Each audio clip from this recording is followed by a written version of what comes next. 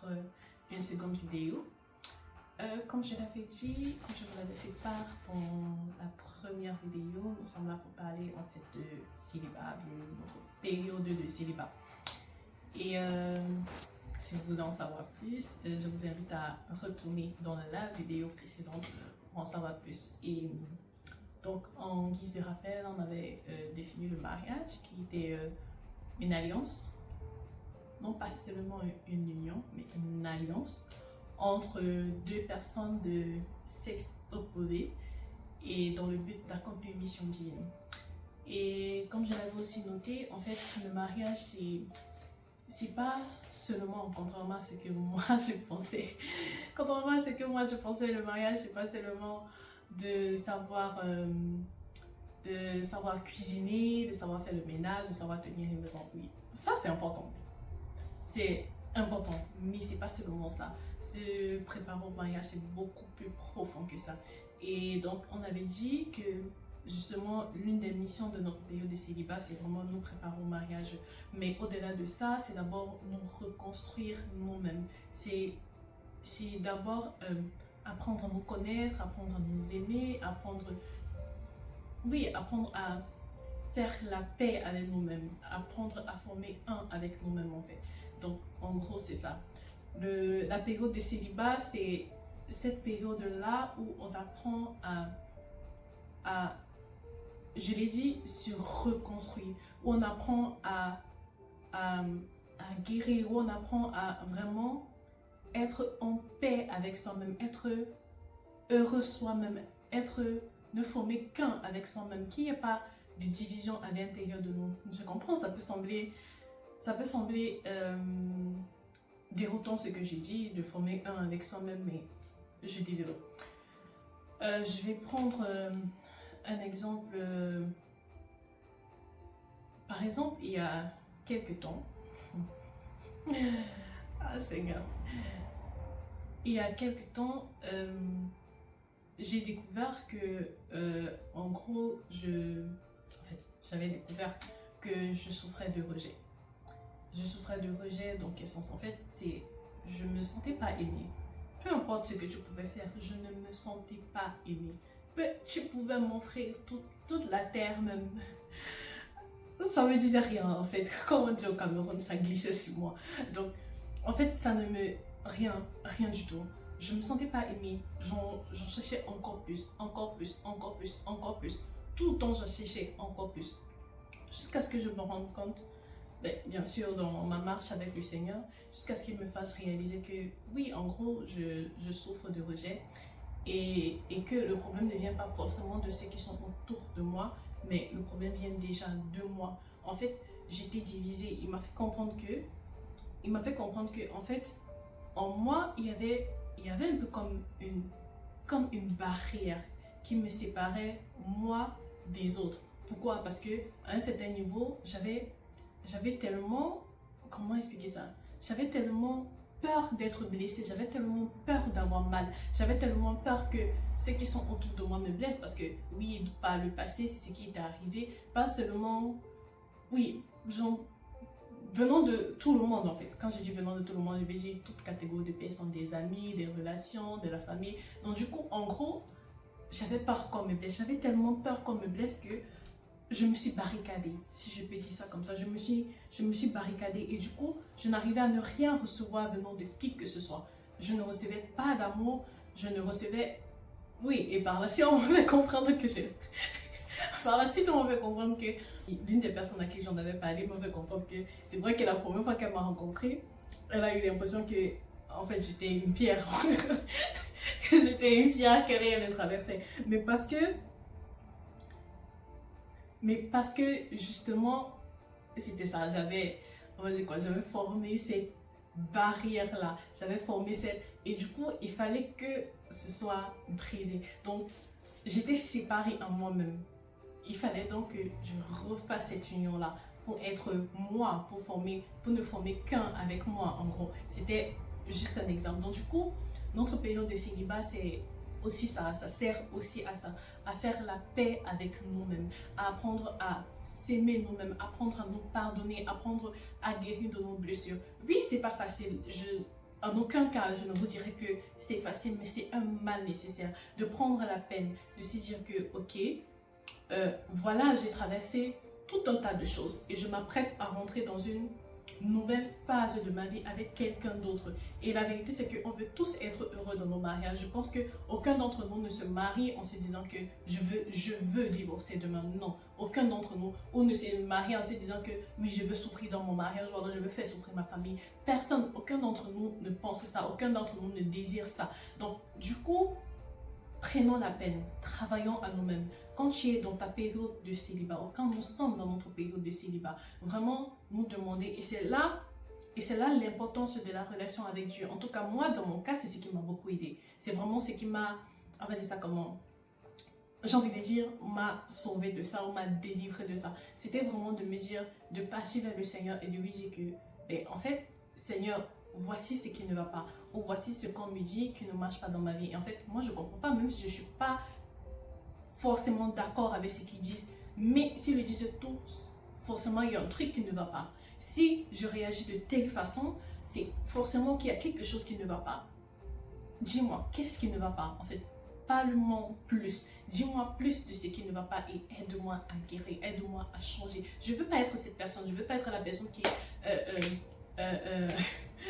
tourne au quart de tour à la moindre petite phrase et qui a dérapé. Non, je ne veux pas être cette personne. Je vais être cette personne aimante. Je vais être cette personne avec qui on est fier d'être. Je vais être cette personne sur qui on peut compter. Je vais être cette personne. Donc, vraiment, tu vas vers le Seigneur. C'est ça l'importance. Maintenant, pour ceux qui ne sont pas en Christ,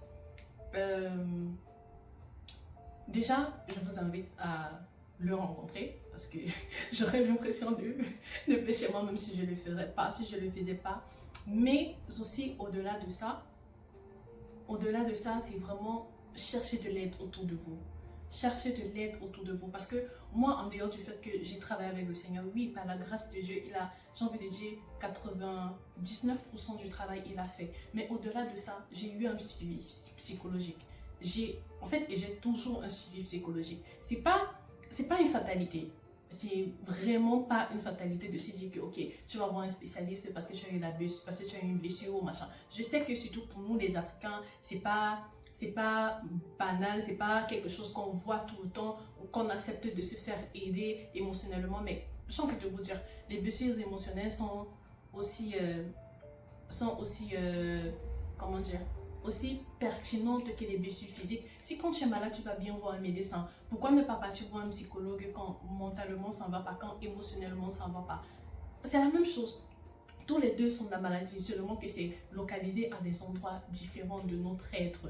Donc du coup, prenons la peine, guérissons, travaillons à nous-mêmes, cherchons de l'aide où il en faut, cherchons le Seigneur, demandons-lui, qu'est-ce qui ne va pas, Seigneur, aide-moi, Seigneur, oriente-moi, Seigneur, guide-moi vers les bonnes personnes, guide-moi vers les bonnes ressources. Ce ne sera pas forcément des personnes, ce ne sera pas forcément un psychologue vers qui il va te tourner, ce ne sera pas forcément que lui-même, on va dire ça comment, il va te parler de vive voix. Moi, par exemple, je me rappelle qu'au début, il a commencé par m'amener vers des émissions chrétiennes où on parlait de faire la paix avec nous-mêmes, nous pardonner, ce genre de choses. Donc du coup, oui, chercher de l'aide, chercher un moyen parce que c'est la première chose.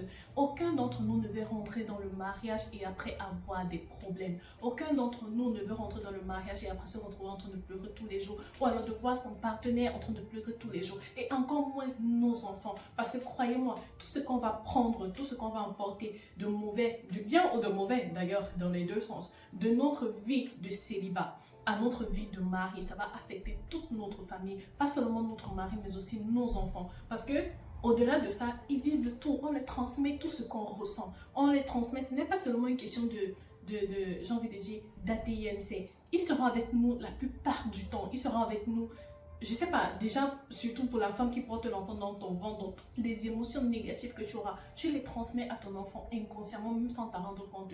Donc du coup, travaillons en ça. C'est une grosse cause de problèmes ou de disputes dans les mariages, voire même des divorces dans les mariages, parce qu'en fait, on ne prend pas la peine de se reconstruire, on ne prend pas la peine de guérir de nos blessures auparavant, on ne prend pas la peine de vraiment chercher j'ai envie de dire, de vraiment chercher de l'aide. Pour certaines personnes, elles ne savaient même pas qu'elles avaient un problème. Pour d'autres personnes, elles savaient, mais elles ne savaient pas. Elles n'ont juste pas cherché de l'aide, elles ont juste banalisé. Pour d'autres personnes, c'est... Bof.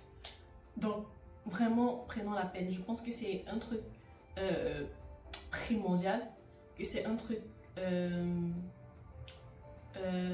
si on veut être heureux, vraiment si on veut être heureux, parce que par moment on s'est dit,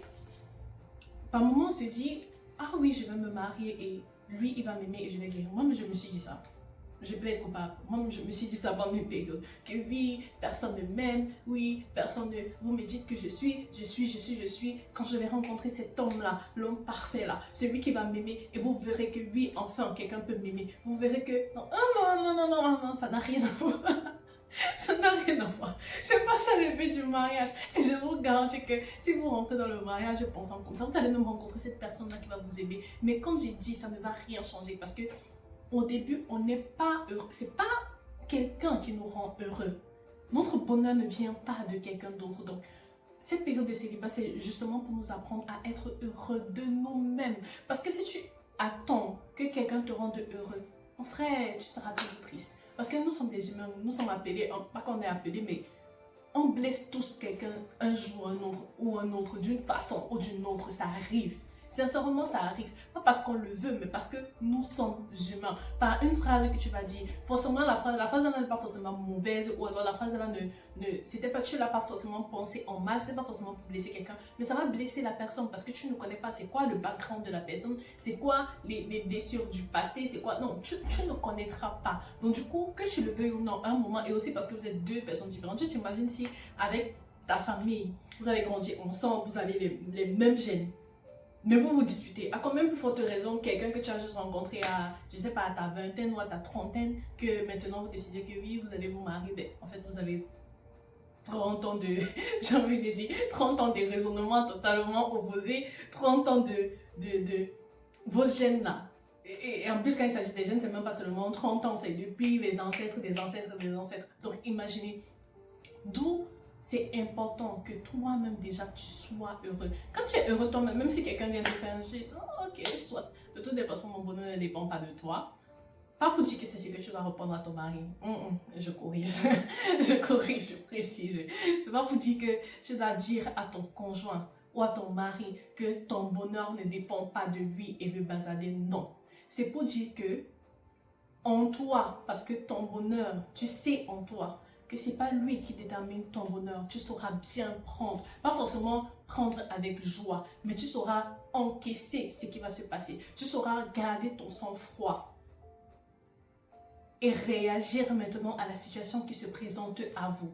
Tu sauras, parce que ton bonheur ne dépend pas de la personne, tu sauras agir avec détachement de certaines situations. Tu sauras te dire, ok, mais ça ne va pas, ça ne marche pas, ok, mais Seigneur, voilà, rentrer vers le Seigneur. Pour nous qui sommes chrétiens, rentrer vers le Seigneur, lui dire calmement, posément que, en fait, Seigneur, voici la situation, qu'est-ce qui ne va pas. Par contre, quand la personne dépend, on va dire ça comment, quand tu cherches le bonheur chez cette personne-là, c'est difficile d'avoir un certain détachement. C'est difficile d'être heureuse quoi qu'il en soit, parce que c'est ça le truc, c'est que tu es facilement ébranlé quand ton bonheur dépend de quelqu'un. En fait, c'est ce que je voulais dire. Tu es facilement ébranlé quand ton bonheur dépend de quelqu'un, et ça fait que parce que tu es ébranlé, tu ne sais plus assurer le reste, tu ne sais plus assurer ce qu'il y a autour, tu ne sais plus assurer, je vais dire, les autres personnes qui sont là. Donc, du coup, prenons la peine dans la relation, dans le mariage, et pas seulement même dans le mariage, dans nos relations en général.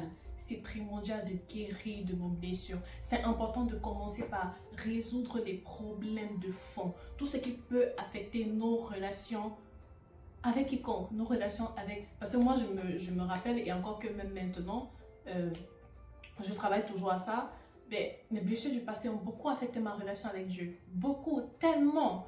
Et plus j'en apprends, plus je me rends compte que, en fait, pratiquement chaque blessure qu'on a dans le passé, on le répercute d'une façon ou d'une autre dans notre relation avec le Seigneur, dans notre relation avec Christ. Donc du coup, faisons attention, prenons la peine. Oui, ça semble prendre du temps, oui, ça semble être compliqué, ça semble être douloureux, surtout quand il y a des blessures que, en fait, on a des tiroirs qu'on ne veut surtout pas ouvrir. Surtout quand on a des tiroirs qu'on ne veut surtout pas ouvrir. Non. Oui, ça fait mal. Et croyez-moi, si vous saviez, la Bible dit que les souffrances par lesquelles on passe, en fait, on doit prendre courage, je vais paraphraser, qu'on doit prendre courage parce que les souffrances par lesquelles on passe, il y a d'autres personnes, d'autres de nos frères qui sont passés par les mêmes souffrances. Donc du coup, dites-vous que vous n'êtes pas seul, que si les autres s'en sont sortis, forcément vous pouvez vous en sortir.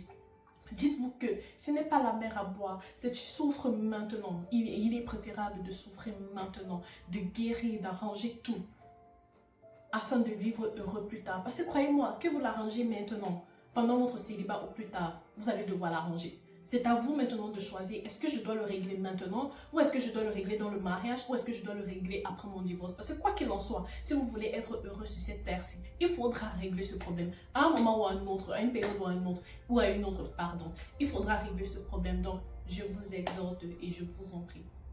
Je nous exhorte parce que on est tous dedans. Je nous exhorte vraiment, prenons courage. Ça demande du courage, j'en suis consciente. Ça demande du courage, mais prenons courage. Prenons courage et affrontons. Affrontons ce qui ne va pas. Affrontons toutes nos frayeurs. Affrontons toutes nos blessures. Une bonne fois pour toutes. Afin d'être en paix, afin d'être libre. Parce que ça apporte aussi une certaine liberté. Ça apporte aussi une certaine, j'ai envie de dire, l'attitude d'action. De te sentir... de te sentir en toi, pas pour dire que tu vas dire à quelqu'un que j'ai pas besoin de toi pour être heureux. Non, le Seigneur nous a appelés à vivre en communauté, en interaction les uns avec les autres, mais de te dire que, en fait, oui, je suis avec les gens, oui, le Seigneur m'appelle à être avec les gens, oui, ça me fait me sentir bien d'être en communauté, c'est important d'être en communauté, mais de savoir que ton bonheur ne dépend pas de ça, que ton bonheur ne sera pas affecté ou ne sera pas bousillé par une relation, on va dire ça comment, une quelconque relation en fait. De te dire que, ben, en fait, mon bonheur vient de Dieu. Que mon bonheur vient de Dieu et quelle que soit la situation, je suis heureuse. Quel que soit ce qui arrive, je reste heureuse parce que c'est le Saint-Esprit qui dépose sa joie dans mon cœur. Ma joie ne vient pas de quelqu'un d'autre. Ma joie ne vient pas des situations qui sont autour de moi. Ma joie ne vient pas des gens qui sont autour de moi, mais elle vient vraiment et essentiellement de Dieu. Le simple fait de faire la paix avec toi-même, de faire la paix avec Dieu, de savoir que non, moi je suis en paix, moi je suis bien. En fait, je vous garantis que ça change tout. Ça change tout dans vos relations. Ça change tout dans votre façon de, j'ai envie de dire, de voir la vie. Ça change vraiment tout. Vous vous sentez, en fait, tu te sens vraiment plus libre de faire ce que tu veux faire, d'entreprendre ce que tu veux entreprendre parce que tu t'es dit, au final, je ne serai pas ébranlée parce que c'est pas ça qui détermine qui je suis en fait. C'est pas ça qui détermine qui je suis. C'est pas ça qui détermine quelle personne je veux être ou quelle personne je suis. Donc, du coup, ce sera tout pour cette vidéo aujourd'hui. Et comme je l'ai dit, encore une fois, je nous exhorte, faisons le bilan de nos vies. Faisons le bilan de nos passés, de nos blessures passées. Faisons le bilan de tout ce qui nous fait, toute chose qui nous fait de la peine, tout ce qui nous a, j'ai envie de dire, nous a mis KO. Faisons le bilan et décidons de travailler dessus. Ciao.